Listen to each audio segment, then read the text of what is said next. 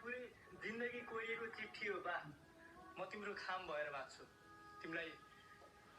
गर्मी हुँदा छहारी अनि तिमीलाई जाडो हुँदा घाम भएर बाँच्छु तिमी पुरै जिन्दगी कोरिएको चिठी हो बा खुट्टा टोक खाम भएर खुट्टा टोक तिमीलाई गर्मी हुँदा छहारी तिमीलाई जाडो हुँदा घाम भएर औ त्यो ओडाइदिए हाल न त्यो ओडाइदिए हाल न बिरा सिंहासन दिए पनि भनिदिन्छु कि म मर्छु कि म मेरै बाबाको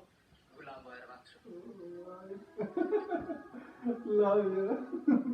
अब ग्रिटिङ तिमी